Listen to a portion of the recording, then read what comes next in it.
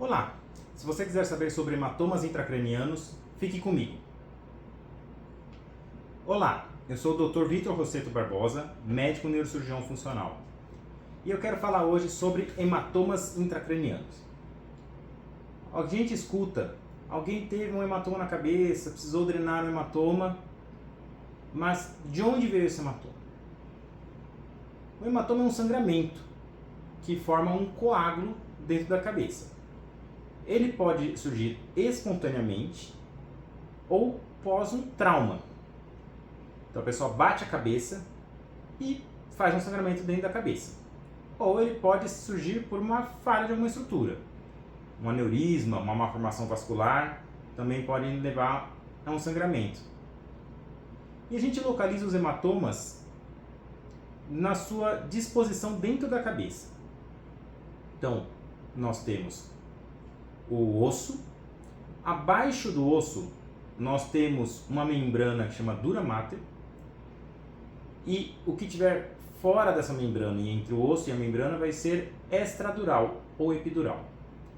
Abaixo dessa membrana vai ter a membrana e o cérebro vai ser o subdural. Já dentro do cérebro vai ser intraparenquimatoso.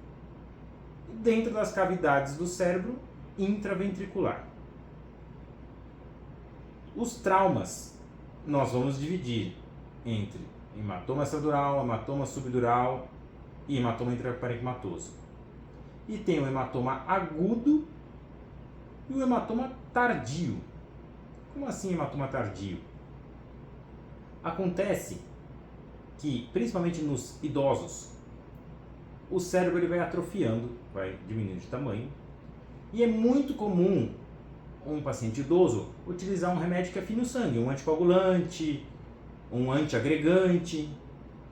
Com isso, tem um pequeno sangramento depois de um trauma.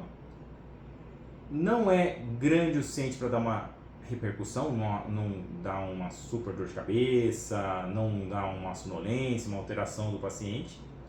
Mas depois de um tempo, o hematoma vai crescendo gradualmente e começa a dar os seus sintomas. Pode dar confusão, pode perder força de um lado do corpo, pode atrapalhar para andar. E aí vai precisar até de uma drenagem cirúrgica tardia. 99,7, 99,4, depende dos trabalhos, por cento das tomografias que são feitas no pronto-socorro depois de um trauma agudo, que são normais, vai continuar normal, mas tem o risco de hematoma tardio nos pacientes idosos. Temos para o trauma, o que fazer? É um hematoma agudo, teve um trauma agudo. Fez um hematoma agudo, a gente vai ver se esse hematoma ele é grande para comprimir alguma estrutura ou não. Muitos deles são absorvidos pelo corpo.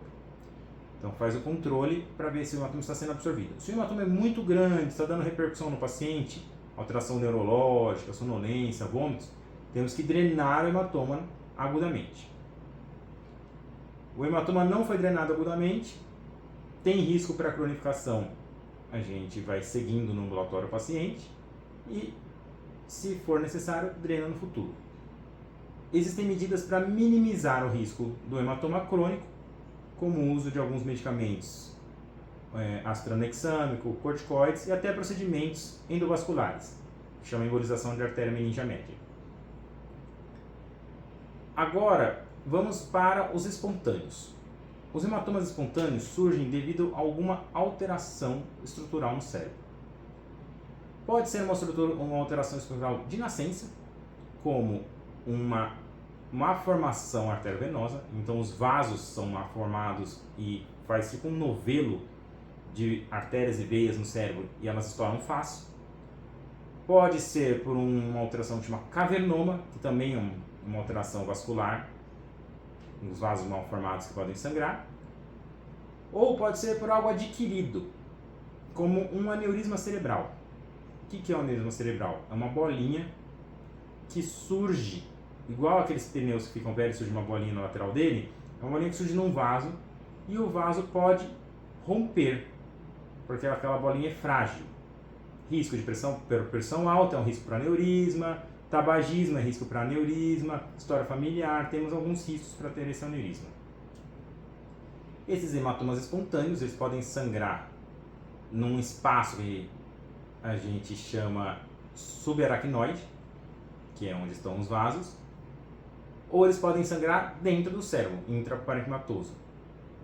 Existe até caso de malformação que sangra para o subdural, para o epidural, depende de onde está a localização.